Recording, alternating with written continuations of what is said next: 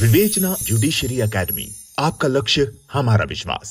तो आज एक बहुत इम्पॉर्टेंट टॉपिक हम लेने वाले हैं, राइट ऑफ प्राइवेट डिफेंस। तो राइट ऑफ प्राइवेट डिफेंस ये एक नेचुरल इंस्टिंक्ट है। नेचुरल इंस्टिंक्ट बोले तो कि कोई भी पशु है, पक्षी है, चींटी है, हाथी है, सब अपना बचाव करते हैं। और ये आपने देखा भी होगा, जब उनकी जान पे बन आती है तो अटैक भी करते हैं। और छोटी सी बिल्ली है, वो आपके ऊपर अटैक कर दीजिए, उसको लगेगा कि ये तेरे को मारेगा, तो कोई भी जानवर आपके ऊपर अटैक करेगा अपने आप को बचाने के लिए। तो ये जो जीवन की परंपरा है, ये जो भय है, जो नेचुरल इंस्टिंक्ट है आदमी के अंदर क्या, सभी के अंदर, पशु के अंदर, पक्षी के अंदर, वो चार चीज़ें हैं जो लेके ही पैदा होता है वो। उसमें से एक है भय, एक है भूख, एक है मैथुन यानी कि रिप्रोडक्शन करना, आगे बढ़ाना, और एक स्लीप। इनके बिना काम चलेगा ही नहीं। सोना अनिवार्य है सभी के लिए, भोजन सबको चाहिए, और भय सबको होता है। भय किस चीज़ का? अपनी मौत का, अपने ख़त्म होने का भय। तो ये एक नेचुरल इंस्टिंक्ट है। और ये जो लॉ इवॉल्व हुए हैं, ये कहाँ से हुए हैं? ये natural principle of natural justice से हुए, नेचर से हुए। तो नेचर से हुए हैं, तो हर एक को जब राइट ऑफ प्राइवेट डिफेंस है, तो यदि अपने बचाव के अंदर कोई व्यक्ति किसी दूसरे को मार देता है, तो क्या वो ऑफेंस में आएगा? ऑफेंस की परिभाषा में तो आएगा। According to definition of murder, it is a murder, but it is not a murder because this take place because of private defence. ये जो मर्डर हुआ है वो किस वजह से हुआ है? अपने बचाव के लिए हुआ है। तो वो मर्डर ऑफेंस होते हुए भी ऑफेंस की परिभाषा में नहीं आएगा। इसको हम आगे पढ़े उससे पहले एक बात और क्लियर कर देना चाहता हूँ यहाँ पर, कि ये जो प्राइवेट डिफेंस है, ये सभी का राइट है। हर एक व्यक्ति को अपने से ज़्यादा और क्या है, ये संसार यदि एग्जिस्ट कर रहा है तो किस वजह से कर रहा है? क्योंकि मैं जीवित हूँ, इसलिए तभी तो कर रहा है। ये संसार तभी तक तो है जब तक मैं हूँ। मैं ही नहीं रहूँगा, मेरी एग्जिस्टेंस नहीं रहेगी, तो फिर क्या रहेगा? तो इसलिए हर एक व्यक्ति के पास अपना राइट है इसके लिए। और यदि आप देखेंगे तो आर्टिकल 21 भी यही कहता है कॉन्स्टिट्यूशन का। आर्टिकल 21 क्या कहता है कॉन्स्टिट्यूशन का? आर्टिकल 21 कहता है लाइफ एंड लिबर्टी का, ये फंडामेंटल राइट है। तो फंडामेंटल राइट है आप सभी का, अपनी जान की, अपनी माल की, इनकी सुरक्षा करना, अपनी सुरक्षा करना, औरों की सुरक्षा करना। ये भी औरों की सुरक्षा क्यों करना? क्योंकि हमारा नेचर है परमार्थ का, हमारा नेचर है भलाई करने का। हम नहीं देख सकते किसी के साथ गलत होता हुआ भी, तो हम वहाँ भी उसको भी बचाने की कोशिश करते हैं। तो इसलिए क्या हो गया कि अब डेफिनेशन के अंदर जब हम डिटेल में आएंगे तो इसके अंदर तो हर एक व्यक्ति को लाइफ का अधिकार है, जीने का अधिकार है। कहाँ से आ रहा है? आर्टिकल 21 से आ रहा है, कॉन्स्टिट्यूशन से। और यहाँ पर क्या है? उसी अधिकार को सुरक्षित कर रहे हैं। तो उस अधिकार को सुरक्षित करने के लिए यदि हमसे किसी व्यक्ति का मर्डर भी हो जाता है तो that is not an offence, वो कोई अपराध नहीं है, क्योंकि हम एक्सेप्शंस में चल रहे हैं। तो यहाँ बता रहे हैं कि वैसे देखा जाए तो मर्डर ऑफेंस है, लेकिन अपने सुरक्षा की दृष्टि से किया गया murder, that is not an offence, वो ऑफेंस नहीं है, अपराध नहीं है। तो आइए अब आगे इसको देखते हैं।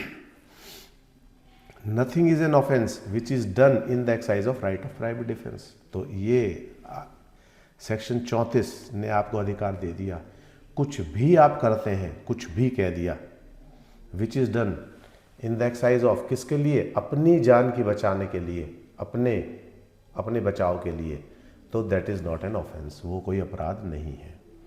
अब यहाँ देखते हैं every person has a right subjected to restriction contain in section 37।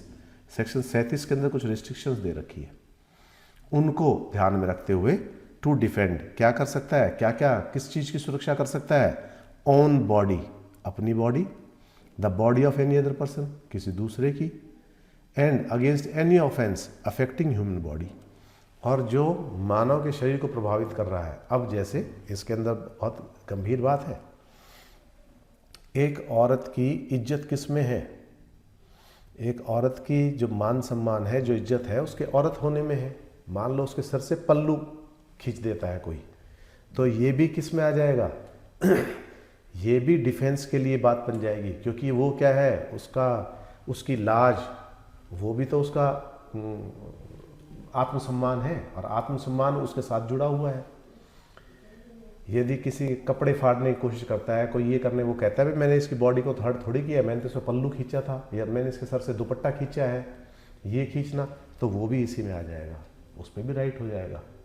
अपना बचाव करने के लिए वो थप्पड़ मार सकती है, वो धक्का दे सकती है, कुछ भी कर सकती है वो। तो यहाँ पर क्या है, offence affecting the human body. तो इस चीज़ को आप समझ लो कि अपना बचाव, अपनी आत्मरक्षा, आत्म के लिए कोई भी किया गया कार्य वो अपराध के अंदर नहीं आएगा।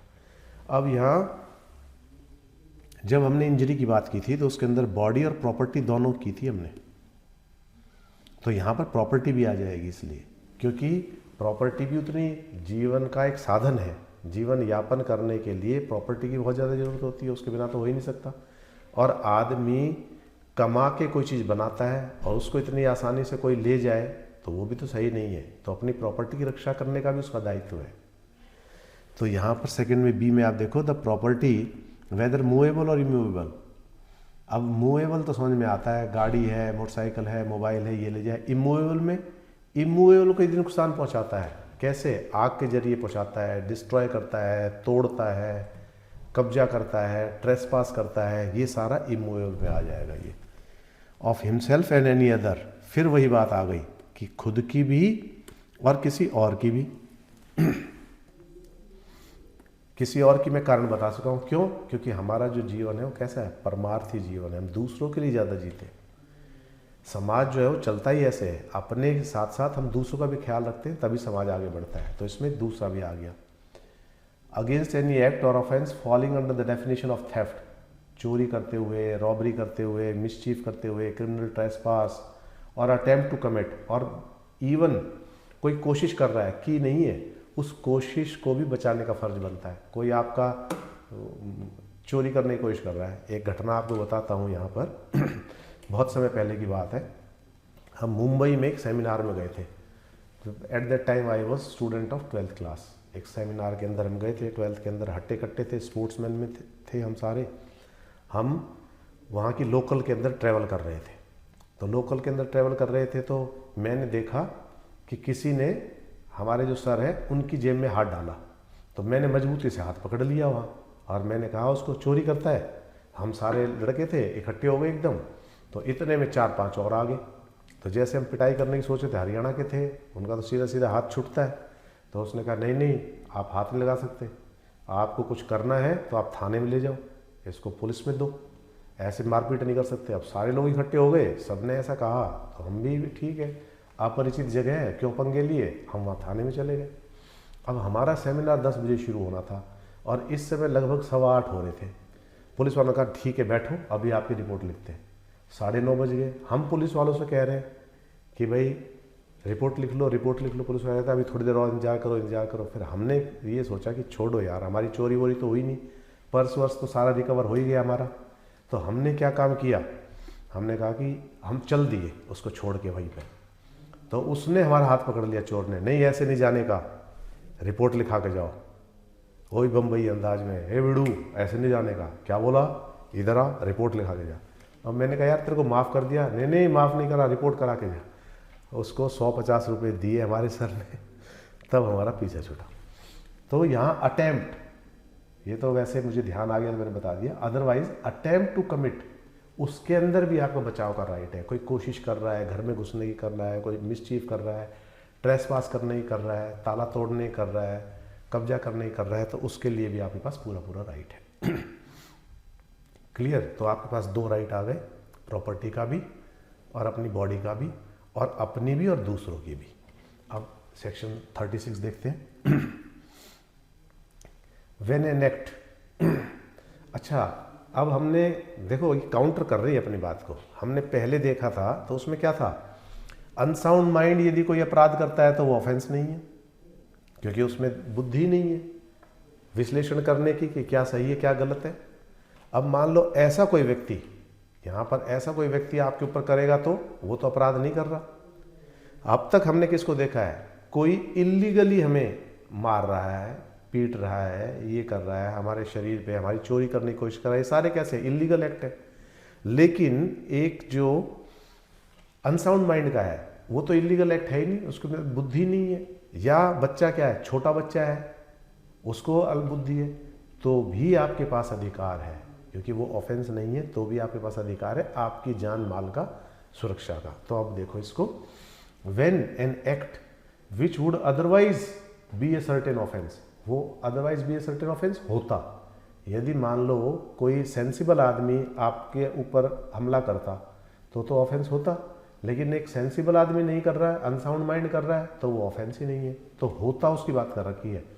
इज नॉट दैट ऑफेंस, वो ऑफेंस नहीं है, क्यों नहीं है, reason of the youth, youth मतलब 7 साल से छोटा और 12 साल से छोटा जो हमने बात की थी उसकी वजह से, the want of maturity of understanding, उसके पास अभी समझ नहीं है इतनी, द अनसाउंडनेस ऑफ माइंड, और इंटॉक्सिकेशन, पिए हुए है, और वो इंटॉक्सिकेशन कैसा है, पर्सन डूइंग दैट एक्ट, वो कैसा है इंटॉक्सिकेशन, यदि हम उसकी परिभाषा में जाते हैं तो किसी और ने करा रखा है या खुद करा रखा है तो नहीं आएगा, तो हमने पढ़ा है वहाँ, यदि इंटॉक्सिकेशन खुद कर रखी है तो फिर उसको कोई वो नहीं मिलेगा, एक्सेप्शंस नहीं मिलेंगी। मैं यदि कोई नशा करता हूँ और वो नशा मुझे कोई और कराता है, ज़बरदस्ती या तो कराता है मेरी इच्छा के विरुद्ध, और या अनजाने में, मतलब मेरे को बिना बताए करता है, तो लाभ मिलेगा। Intoxication of the person doing that act और by the reason of any misconception on the part of that person, misconception भूल भी हो सकती है, चूक भी हो सकती है, तो उसकी वजह से every person has the same right of private defence against that act which he would have if the act were that offence, तो वैसा ही मिलेगा, वैसा कैसा मिलेगा, यानी कि 35 जैसा, यदि वो कोई अपराध होता तो, क्योंकि 35 में ये लिख दिया था कि कोई अपराध माना जाएगा ना, कोई आपके ऊपर हमला कर रहा है बिना किसी रीज़न के, बिना किसी वैलिड उसके, या अपने किसी मोटिव को सिद्ध करने के लिए, चोरी के लिए, किसी और चीज़ के लिए कर रहा है, इलीगली कोई कर रहा है, ऑफेंस के तहत कोई कर रहा है, तो यहाँ पर आपका बचाव क्या हो गया, यहाँ पर बचाव ये हो गया कि ऑफेंस नहीं है, फिर तो ऑफेंस नहीं है तो भी आपको राइट है, राइट टू प्राइवेट डिफेंस है, क्योंकि ऐसे तो फिर कोई भी पागल मारेगा तो मर जाएगा, एक शाना आदमी मर जाएगा, इसलिए तो उसको ही बचाव का अधिकार है। इलस्ट्रेशन देखो, इलस्ट्रेशन के लिए मैं एक बार फिर कह रहा हूँ, इलस्ट्रेशन ध्यान से पढ़नी है, बार बार पढ़नी है। इलस्ट्रेशन को लेकर प्री के अंदर जरूर क्वेश्चन पूछे जाते हैं, मेंस में भी इनको कोट करते हुए क्वेश्चंस आ सकते हैं।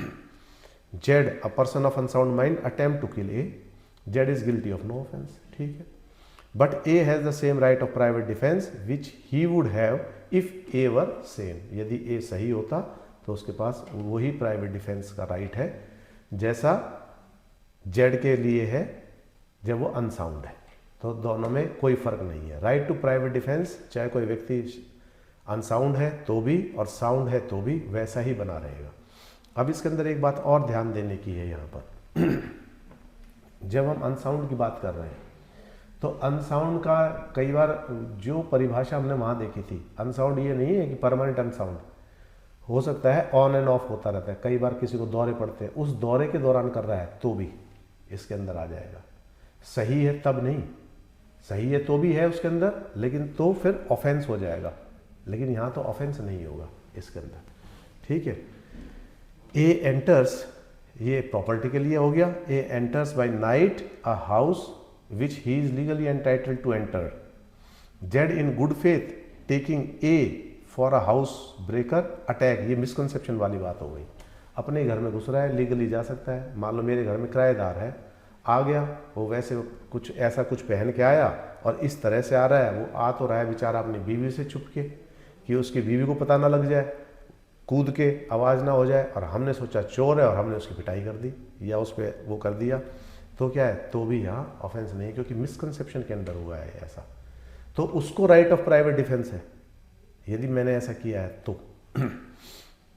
Hair Z by attacking A under this misconception commits no offence, यदि जेड जो है ये तो मिसकंसेप्शन में तो कोई ऑफेंस नहीं, but A in the same right of private defence against Z he which he would have if Z was not acting under the misconception, तो उसके पास भी राइट टू प्राइवेट डिफेंस है क्योंकि वो मिसकंसेप्शन में मिसकंसेप्शन में नहीं कर रहा हो तो होता ना उसके पास, लीगली उसके पास परमिशन है, घर में घुस रहा है तो कैसे रोक देगा वो, तो उसके पास वही राइट होगा। तो ये दोनों आपने देखे उदाहरण। तो अब आगे चलते हैं इसके अंदर।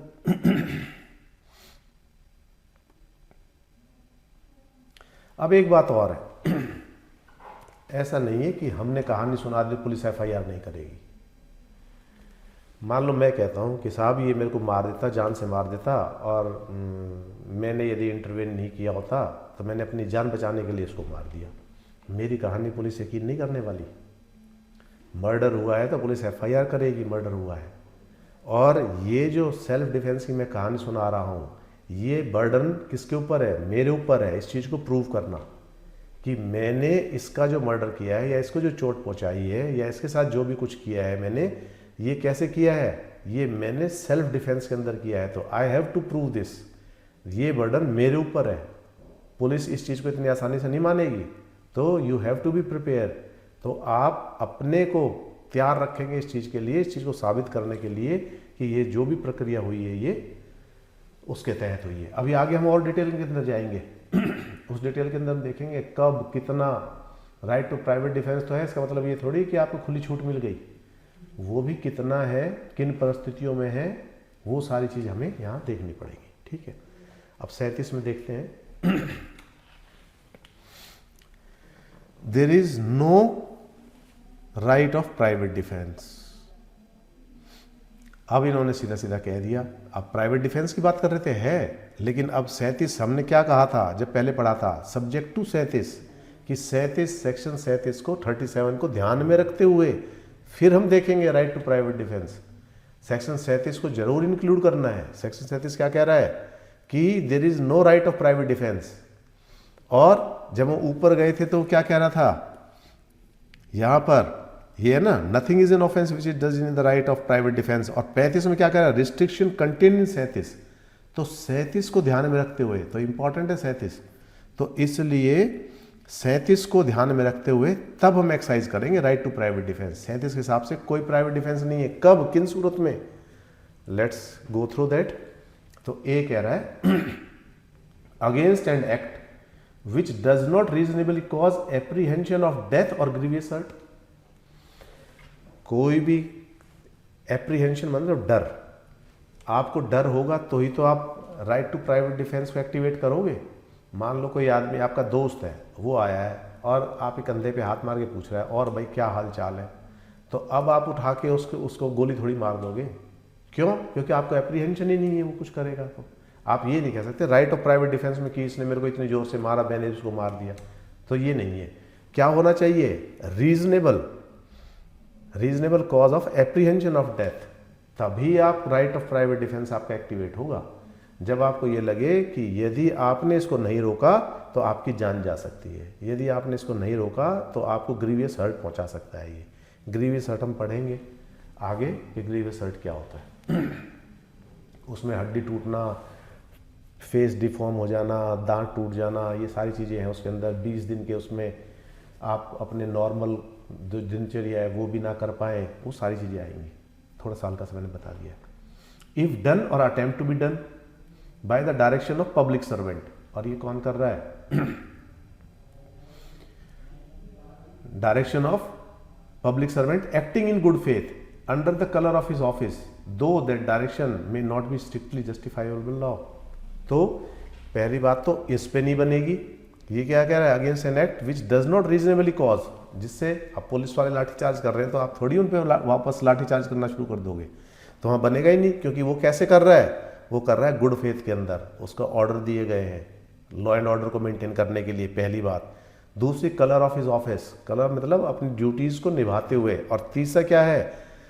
एक ये भी बात है कि डायरेक्शंस उनने कहा है कि लाठी चार्ज करो, तो लाठी चार्ज का मतलब ये नहीं है यहाँ मारना है वहाँ मारना है, भीड़ भाग रही है आप अपना ही बचाव कर रहे हो तो कहाँ लग सकता है। तो justifiable by strictly justifiable law ये नहीं हो सकता, क्योंकि इसके ऊपर पैलेट गन का एक बहुत अच्छा उदाहरण है। पैलेट गन का जम्मू कश्मीर के अंदर फोर्सेस को कहा कि भाई गोली भी मत चलाओ लेकिन कोई रास्ता निकालो, भीड़ को डिस्पर्स करने का। हर जगह उनको बड़ा सामना करना पड़ रहा था, स्टोन पेल्टिंग हो रही थी सेना के ऊपर, तो उनको एक पैलेट गन का ऑप्शन दे दिया कि एक रबड़ की बुलेट होती है, वो नुकसान पहुंचाती है लेकिन इतना नहीं नुकसान चाहिए कि जान चली जाए, लेकिन नुकसान तो देती है वो, तो वो चलाने के लिए। तो यहाँ पर बैठ के बहुत सारी बातें हो रही थी, सुप्रीम कोर्ट तक वो केस गया कि वेदर दिस इज जस्टिफाई और नॉट, और बहुत सारे लोगों को इनवाइट किया गया डिबेट के अंदर। तो सदगुरु का सबसे अच्छा जवाब मुझे लगा, उसने कहा जब सदगुरु को कहा कि भाई जो रियल सिचुएशन है, they are facing the real situation. हम यहाँ एसी स्टूडियो के अंदर बैठ के how we can justify their act, और how we can justify that it is not justifiable, कि हम कैसे कह सकते हैं यहाँ कि जायज़ है या नाजायज़ है, ये सही है या गलत है, हम कैसे डिसाइड कर सकते हैं? Because we are sitting in a comfortable zone, हम तो आराम से बैठे हुए हैं, एसी में बैठे हुए हैं, हमारे को प्रैक्टिकल रियल सिचुएशंस का तो we are not aware of that. तो जो बंदा उस सिचुएशन में होता है तो वहीं होता है, तो वहाँ यू कैनॉट इम्पोज कि भाई एक लाठी मारेगा एक आदमी को, 2 से ज़्यादा नहीं मार सकता, 3 से ज़्यादा नहीं मार सकता, वाइटल ऑर्गन्स पे नहीं मार सकता। जब मूवमेंट होती है, भागदौड़ होती है, तो उसके अंदर कहीं भी लग सकती है। तो इसलिए कहा गया है डायरेक्शन में not be strictly justifiable by law. तो 19-20 चीज़ें होती हैं ये, तो इसलिए ये कहा गया है। तो पहला कैसे हो गया ये कि जहाँ एप्रीहेंशन ऑफ डेथ नहीं है और ग्रीवियस हर्ट नहीं है, वहाँ यदि कोई ऑफिसर कह रहा है कुछ कर रहा है, तो आपका right of defence, private defence activate नहीं होता। सी देखो, in cases where there is time to recourse to the protection of public authorities. किसी ने फ़ोन पे धमकी दी कि घर ही मिलियो, आ रहा हूँ तेरे को देखने, और उसको जहाँ से वो चला है यहाँ पहुँचने में उसको करीब 1.5 घंटा लगता है कि मैं अभी निकला हूँ, 1.5 घंटे में तेरे घर आ रहा हूँ। अब 1.5 घंटा इज सफिशिएंट टाइम। आप इस 1.5 घंटे में क्या कर सकते हो? पुलिस को बुला सकते हो, फ़ोन कर सकते हो, खुद जाके कंप्लेन कर सकते हो, और कोई सेफ्टी मेजर्स ले सकते हो। तो इसका मतलब क्या है? You are having proper recourse. किसके लिए? प्रोटेक्शन के लिए। पब्लिक अथॉरिटीज़ के पास जा सकते हो। लेकिन आप क्या करते हो? 2 दोस्तों को बुलाते हो, भाई उसने धमकी दी है आ जाओ, और लाठी लेके तैयार बैठे रहते हो, और क्या कहते हो? सेल्फ डिफेंस के अंदर ने मारा है। सेल्फ डिफेंस यहाँ नहीं होगा activate, because you are having proper time. किसके लिए? Recourse for protection of public authority. आपके पास पूरा प्रॉपर टाइम था, आप जा सकते थे वहाँ। तो यहाँ पर नहीं होगा ये सारी चीज़ें, ये आपने देखना है। फिर है अगला, देखो, the right of private defence in no case exceed to the inflicting of more harm than it is necessary to inflict for the purpose of defence.